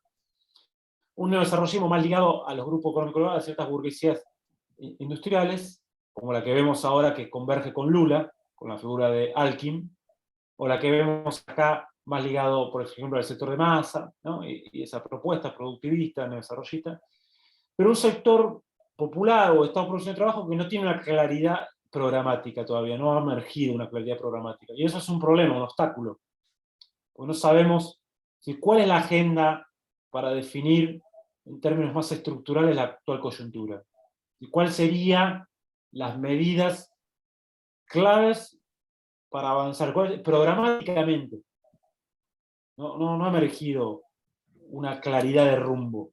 Sí hubo una claridad contra lo que no se quería, Y el problema es que mucho de ese rumbo es como volver a cierto estado idílico del 2014-2015, pero se invisibiliza que ya en 2011 y 2012 se empieza a poner de manifiesto cuellos de botella de ese rumbo, que había que dar un salto cualitativo, una profundización a nivel regional y a nivel nacional, un cambio, digamos, para poder sostenerlo, digamos, que ya empieza a tener cuello de botella. Así, eso me parece que todavía no se pudo resolver. Estamos en una etapa de germinación de una segunda ola nacional popular, pero que no se pudo, que todavía no hay una consolidación de ese rumbo, si todavía no está resuelto eso. Está como intentando emerger, lo cual no quiere decir que emerja, o sea, que termine de consolidarse, puede también ir para atrás, porque eso va a depender de la dinámica de fuerzas en los países de la región. Avanzamos, si les parece, tenemos un pedido de palabra de Carlos Ferrari, presidente de la delegación Bahía de APIB. Carlos. Sí, gracias, Gustavo, gracias. Bueno, primero que nada, Gabriel, maravillosa tu exposición, maravillosa. Y una pregunta. He escuchado a través de todo esto que estamos viviendo con el conflicto en Ucrania al presidente Putin decir que la multipolaridad ya es algo que ingresó en la globalización y no tiene marcha atrás. Y vos decís que como modelo no puede profundizarse más el neoliberalismo. Cosa que eso realmente me genera una gran expectativa, ¿no? Quería preguntarte eso, ¿cómo lo ves esto? Porque con el tema de Alianza de los BRIC, he escuchado o he visto que hasta Egipto quiere sumarse, y lo llamativo que hasta Bolsonaro se mantiene con los BRIC, ¿no? Sabiendo quién es. Bueno, esa es la pregunta. Sí, bueno, muchísimas gracias, Carlos. Y es clave esa pregunta, porque hay que ver también eso, las cuestiones de las tendencias estructurales. Bolsonaro quiso llevar a Brasil ¿no? ofrecérselo a Trump, y no pudo. O quiso desarmar el Mercosur, y le salió la burguesía industrial brasilera ¿no? con sendas cartas, que después se sumaron las uniones industriales del resto de países del Mercosur, diciéndole no flexibilices el Mercosur en esta etapa, porque eso sería dramático para la industria de la región. O cuando quiso sumarse a la nueva Guerra Fría contra China, la propia ministra de Agronegocio le dijo, mira, nosotros vendemos a China, y el principal socio comercial de Sudamérica es China. Entonces, no es como, por eso digo, no pensemos dos bloques separados ni la dinámica de la Guerra Fría. Es otra cosa, muy, muy distinta. El proceso, porque esa dinámica de Guerra Fría estaba bajo la hegemonía estadounidense. O sea, la Unión Soviética no podía desafiar la hegemonía estadounidense. Podía sí ser una alternativa, generar margen de maniobra, tener una disputa, tener claramente una preeminencia en Eurasia, pero no la desafiaba porque, entre otras cosas, no la podía desafiar económicamente. Ahora el mundo es distinto. Yo creo que sí, que la tendencia hacia la multipolaridad relativa se acelera. Y lo vemos, muchos esperaban que la India, y yo discutía con esta posición, la India en el escenario de conflicto más agudo con China y Rusia era un activo de Estados Unidos. Y fíjense ahora la India, ¿quién le compra el gas y el petróleo a Rusia? La India, pero claro que va a ser la India. Si el principal vendedor de armas de la India es Rusia, que le es clave a la India eso para mantener cierto equilibrio de poder con China y con Pakistán ahí. Y es clave a la India esa alianza con Rusia, es histórica esa relación con Rusia desde la independencia india del 47 y la relación ya con la Unión Soviética, histórica, con esa alianza para construir un equilibrio de poder favorable en Eurasia. Hasta incluso, vos lo ves en las votaciones de Naciones Unidas, hasta incluso en el corredor que ahora está planteado entre Bombay, la ciudad india tan importante en el Índico occidental, con San Petersburgo, pasando por Irán. O sea, eso se acelera. Hasta incluso uno ve con Turquía, que quién iba a decir, no, Turquía juega con la OTAN. Y ahora está el planteo de que ser centro de distribución del gas ruso, Turquía. o la posibilidad de que Turquía ingrese a la Organización para la Cooperación de Shanghái. O América Latina, que hasta un Bolsonaro reactivó lo de los BRICS, que era anti-BRICS en un momento. Terminó reactivado por tendencias estructurales que hay. ¿Esto quiere decir que inevitablemente sea esa la tendencia en el futuro? No, la guerra puede frenar esa tendencia. Todavía no la ha frenado. Y le veo menos probabilidades que la frene. Pero hay una tendencia social.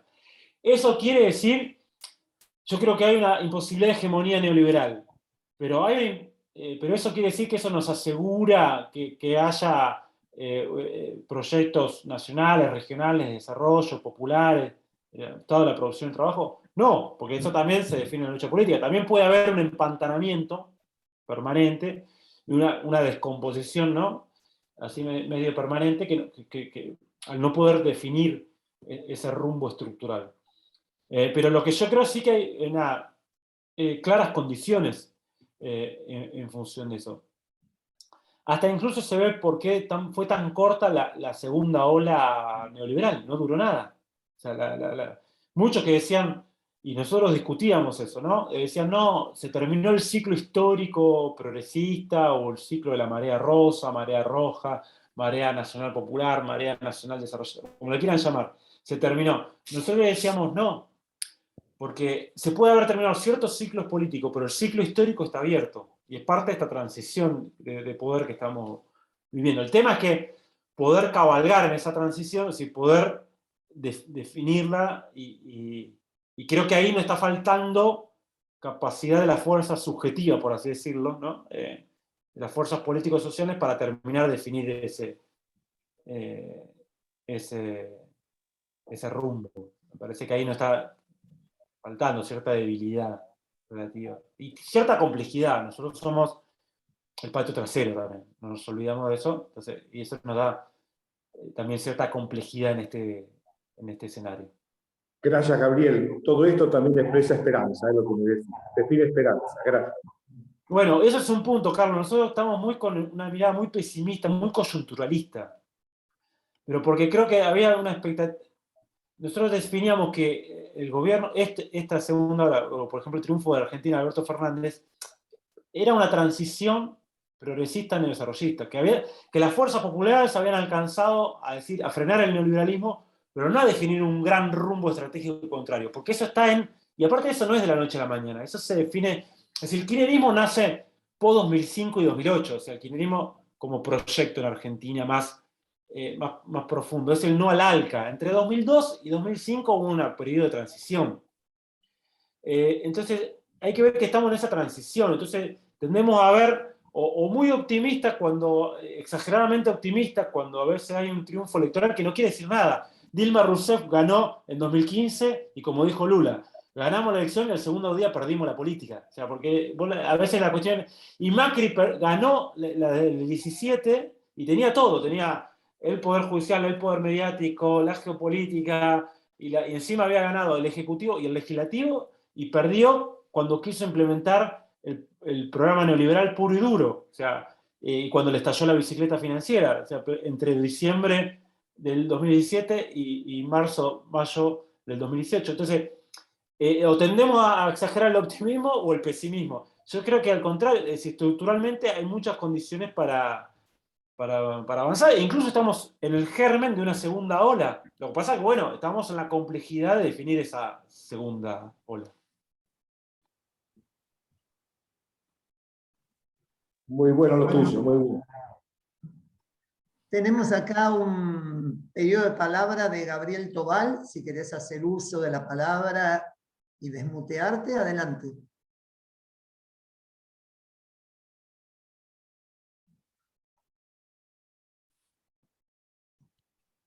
Hola, ¿se me escucha? Perfecto. Bueno, antes que nada, las felicitaciones al expositor Gabriel.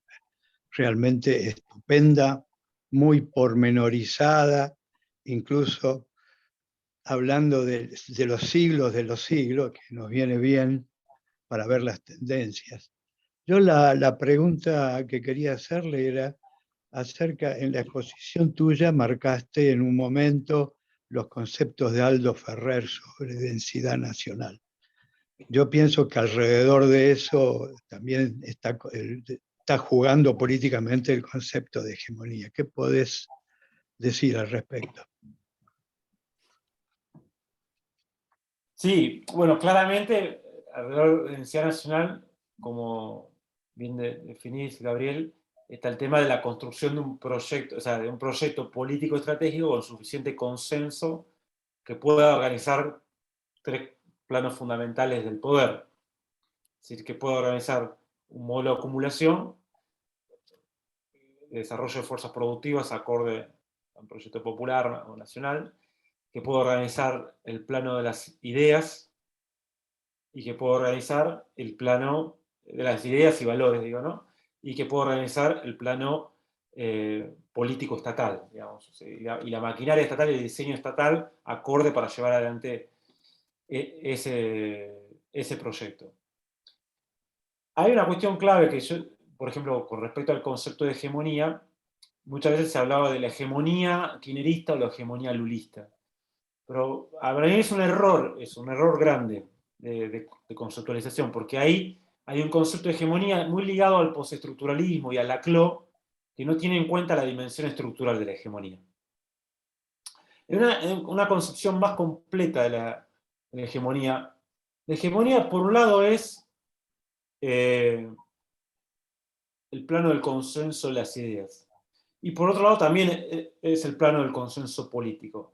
Pero la hegemonía también es organizar la producción y construir una matriz productiva acorde a ese proyecto. Porque si no tenés la política por un lado, va por un lado las ideas, y la economía va por el otro.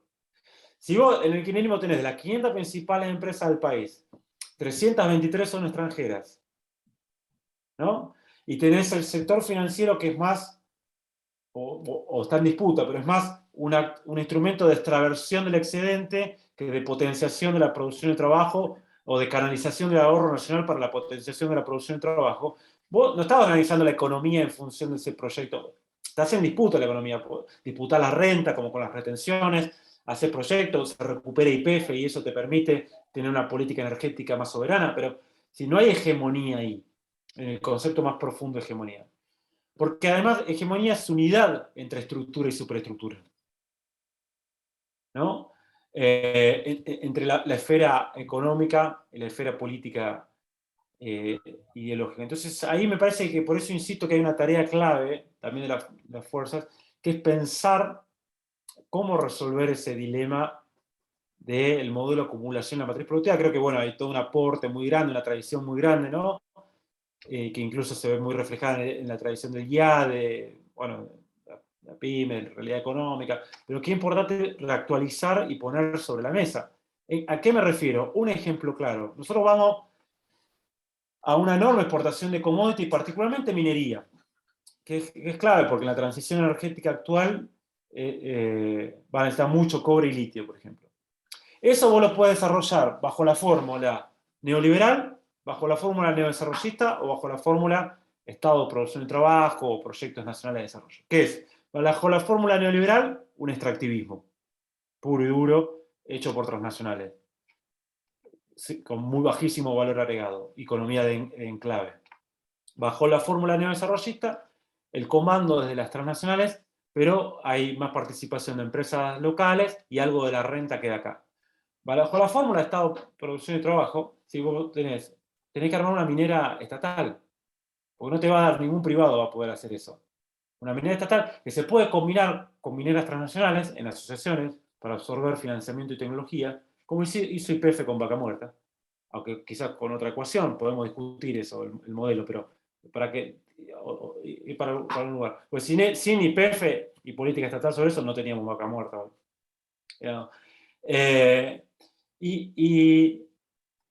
Pero hacerlo, ¿no? Desarrollando tecnología propia, haciendo una curva de aprendizaje, haciendo, que la renta quede más que nada a nivel nacional, que sirva para desarrollar la fuerza productiva y obtener obviamente divisas.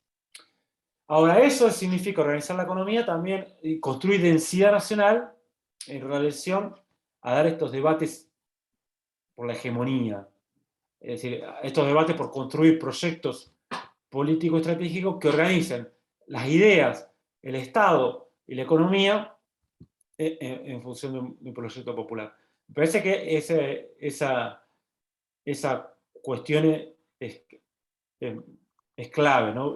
Para vincular estos dos conceptos entre hegemonía y densidad nacional. Perfecto. Gracias, Gabriel.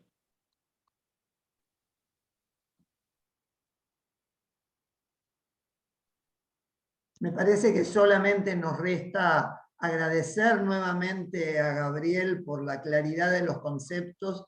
Creo que todos los que hoy acá estamos presentes salimos fuertemente nutridos para poder seguir reflexionando y pensando más y mejor lo que nos pasa en función de la dinámica y de la coyuntura internacional.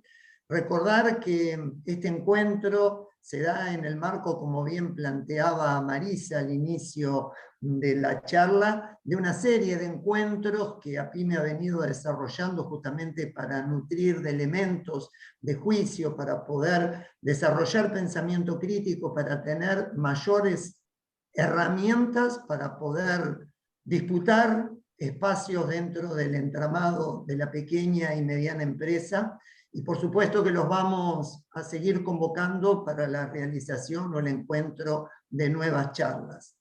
De modo que, agradeciendo nuevamente la presencia y esperando haya sido de su interés y que todos podamos recoger insumos para nuestra tarea y nuestros desafíos cotidianos, lo invitaría a Julián Moreno, nuestro presidente, para que pueda efectuar las palabras de cierre.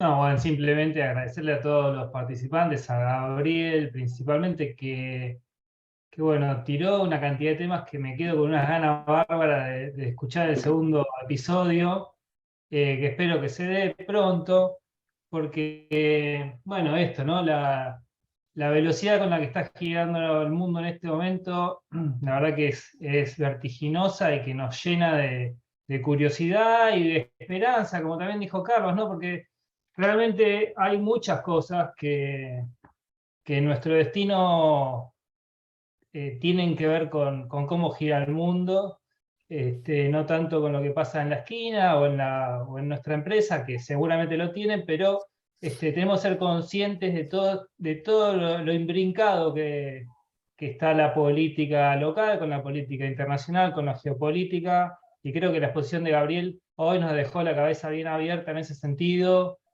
y bueno, nos va a permitir mejorar seguramente nuestra calidad de análisis de cada día. Así que agradecerle a todos, a Marisa, obviamente, que siempre nos nutre también de personalidades con mucho jugo intelectual, como Gabriel en este caso, para poder seguir formándonos como dirigentes, como personas, como empresarios, como políticos. Así que gracias a todos. No sé, Marisa, que en un momento levantaste la mano y por cortesía, por la hora la bajaste, ¿te quedaste con ganas de decir algo?